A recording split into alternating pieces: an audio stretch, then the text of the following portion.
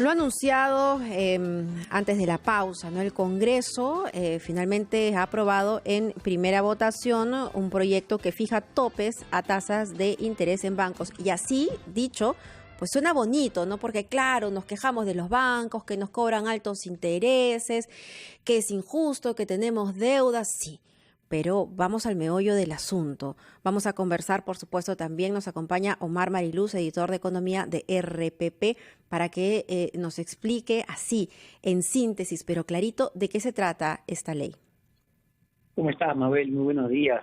Bueno, esto ya estuvo, digamos, en el debate varios meses en el Congreso de la República. Se buscaba poner techos, ¿no? Es básicamente un control de precios, es eso, y hay que explicarlo bien. El crédito que dan los bancos, las cajas municipales, las financieras, incluso las cooperativas, es finalmente un producto, ¿no? Que están prestando el dinero para que ellos reciban pues un interés, un precio por ese dinero que te están prestando. Y claro, en el Perú, según la Constitución, no existe control de precios. Yo pongo mi empresa de panes, una panadería, puedo cobrarte 10 céntimos o te puedo cobrar 5 soles por mi pan. Eso va a depender de, digamos, de mis costos y de cuánto yo quiera ganar. No hay control de precios. Pero en este caso, lo que está diciendo la norma, ya aprobada en primera votación y se está exonerando, parece que se va a exonerar de segunda votación por lo que vengo escuchando, es que el Banco Central de Reserva, de manera semestral, cada 6 meses, establezca límites, establezca tasas máximas que pueden cobrar los bancos. ¿Y qué pasa si un banco, una entidad financiera en general, caja, cooperativa, microfinanciera, decide cobrar más de esa tasa?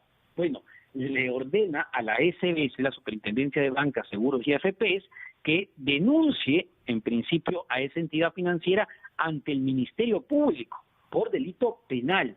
Entiendo que ya estamos conectados con el señor Javier Poggi, funcionario de la Superintendencia de Bancas, Seguros y AFP, para que nos explique más a detalle los efectos de lo que se acaba de aprobar y a quiénes perjudica en concreto. Señor Poggi, ¿cómo está? Muy buen día. Buenos días, muchas gracias por la invitación. Sí, efectivamente, en el mercado financiero, digamos, hay una heterogeneidad y distintas entidades focalizan su clientela, digamos, en diferentes perfiles de clientes, ¿no? Donde se cobran las tasas de interés más altas, ¿cierto? Digamos, tomando como ejemplo el mercado de consumo, es en aquellas instituciones especializadas en consumo y que atienden a los segmentos, prioritariamente al segmento C y D. Ahí se ven las tasas más altas. ¿Y por qué son más altas? Es importante entenderlo. Porque el riesgo de que se repague el crédito, de que no se repague el crédito, perdón, es más alto. Y los costos operativos de atender esos perfiles de clientes son más altos. Entonces, si se ponen topes a las tasas de interés, fundamentalmente ese perfil de clientes de segmentos C y D que tienen pues que operan más en la informalidad, que tienen ingresos más volátiles, menos estables, son los que van a terminar siendo excluidos del sistema y van a ir al mercado informal y van a terminar paradójicamente con el efecto contrario al que se busca, van a terminar pagando tasas de interés más alto en el mercado informal. Señor Poggi, yo quisiera graficarlo para ponerlo en simple y que nos puedan entender los oyentes. Si yo soy una madre de familia que quiero comprarme un televisor, no sé, de 50 y tantas pulgadas, pero trabajo en la informalidad, pero sí tengo un ingreso más o menos seguro, ¿no? Porque sé que mi tiendita me da o mi puestito me da, voy al banco. Ahora hay mecanismos que los mismos bancos han establecido para que esas personas que no tienen, digamos, que no se manejan dentro de la formalidad, puedan, a través de un ahorro, por ejemplo, mensual, tener acceso a ese crédito. Los intereses son altos, pero al final yo voy a poder acceder a ese bien. De lo contrario, lo que haría sería ir donde el prestamista de la esquina, que me daría altísimos intereses y que probablemente me podría hasta hacer daño, ¿no? Como hemos visto estas mafias, si es que no puedo pagarle. Es exactamente lo que has dicho, es perfecto. Claro, en un mercado como el peruano donde hay mucha informalidad, cuando todavía no hay disponibilidad de información, normalmente las tasas son altas en estos segmentos, como dices tú. Pero hay un caso bien interesante en el Perú, que es que una vez que los clientes ingresan al mercado hacen historial crediticio, las tasas de interés para ellos se reducen significativamente. Entonces, hay un mecanismo, como tú bien has descrito en el Perú, que aún en la informalidad permite acceso al crédito, y aquellos que tienen buen comportamiento de pago ven reducir sus tasas de manera significativa. Lo que va a pasar con un tope es que ese acceso que se da hoy día de ese perfil informal, sobre todo en los segmentos, como digo, de menores ingresos, con más volatilidad de sus ingresos, que operan más en la informalidad, no van a poder tener acceso al mercado y van a tener que recurrir al mercado informal, donde con certeza se cobran tasas muchísimo más altas, ¿no? No sé, señor Pollo, paradójicamente se va a terminar perjudicando a aquellos a quienes se busca beneficiar. Claro. No sé si en la SBS, señor Pollo, han hecho, digamos, proyecciones respecto ya a lo aprobado el día de hoy en el Parlamento, de cuántos clientes del sistema financiero quedarían fuera de debido a estos límites que se van a establecer, o cuántas empresas, cuántas entidades como cajas municipales, microfinancieras, se verían afectadas por esta norma. Bueno, la norma no fija un número predefinido, ¿no? Lo que da es una facultad para que el Banco Central fije. Entonces, en función de en qué nivel se fijen esas tasas, es que se va a dar la magnitud de los efectos, ¿no? Por lo tanto, es difícil, pero en la medida que los topes sean menores, se va a afectar mucho más cantidad de personas, ¿no? Ahora, me pongo de lado, si me permites, Omar, me pongo de lado de el emprendedor, ¿no? Que recién va a poner su puestito y necesita este préstamo.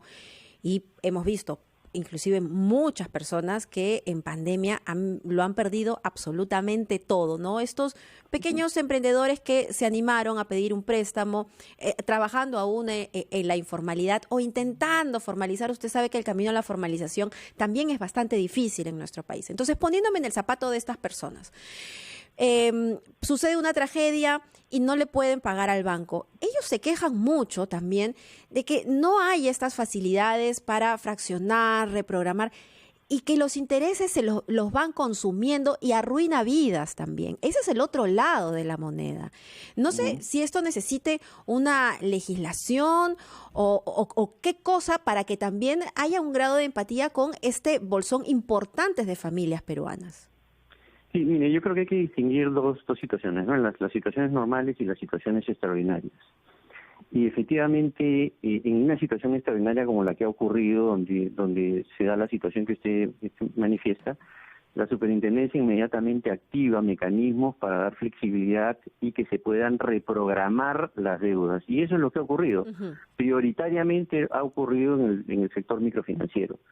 Inicialmente, me parece que en junio fue el pico, casi un poco más del 60% de la cartera de créditos de microfinanzas fue reprogramado, es decir, se le dieron estos espacios para que pueda manejar, digamos, los efectos adversos de esta pandemia, ¿no? Hoy día el número se ha reducido porque algunos han podido ir saliendo del tema, y me parece que la cartera reprogramada está un poco más del 50%. Entonces sí hay esas facilidades, pero naturalmente, inicialmente se dieron de manera general, y luego poco a poco se va contactando al cliente para ya poder ajustarse a una situación particular, porque hay diferentes niveles de afectación, hay diferentes posibilidades de recuperación, entonces las respuestas no pueden ser las mismas para todos los casos, ¿no? Pero efectivamente en esta coyuntura ha habido esa flexibilidad para poder manejar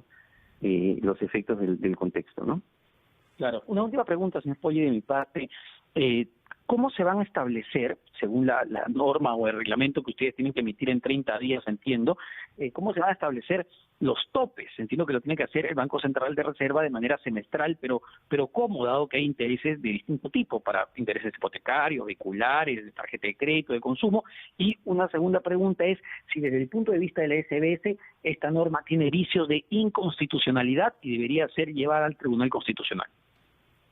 Bueno, en principio, claro, la facultad está en el Banco Central y sería el Banco Central quien tendría que ver los mecanismos mediante los cuales se establece esto y en qué segmentos de mercado esto podría terminar implementándose. Pero también recordemos que el ministro de Economía ha declarado que observarían la ley y por lo tanto hay que esperar, digamos, ese contexto, a ver si es que hay espacios para reflexionar y evitar estos efectos negativos que veníamos comentando, ¿no? Pero hay un patrón, ¿no?, que podemos augurar, señor Poggi. Es decir, se aprueba la ley, el gobierno observa, luego el legislativo lo aprueba por insistencia y entonces el camino a seguir sería presentar una acción de inconstitucionalidad.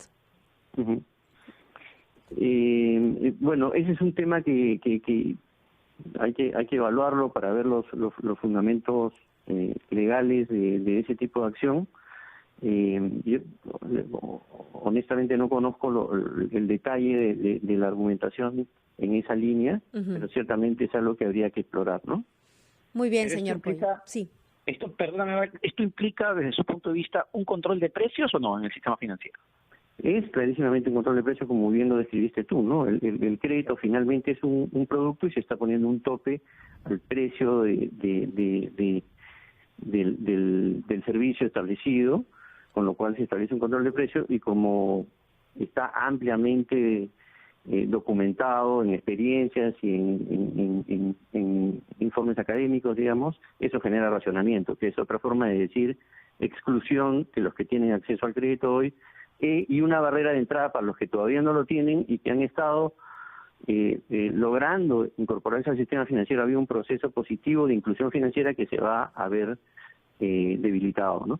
Bien, señor Poggi, muchísimas gracias por estos minutos. Ha sido bastante claro. Era Javier Poggi, superintendente de Estudios Económicos de la Superintendencia de Banca y Seguros. Y la verdad es que probablemente pasen algunos meses o varias semanas, Omar, para que esto proceda como este patrón que hemos descrito hace un rato, ¿no? Que hasta que llegue al Tribunal Constitucional y realmente va a ser un papelón de todos los partidos políticos. A ver, salvo Fuerza Popular, que tuvo 6 votos en contra y 2 votos en contra del Partido Morado, todos, y bueno, algunas abstenciones, todos han votado a favor de esta ley. Exactamente, Mabel, solo para terminar, ¿no? Es el mismo patrón que hemos visto en todos los otros proyectos, aprobación de normas sin un real sustento técnico, sin un análisis real y casi para las tribunas. O para la campaña.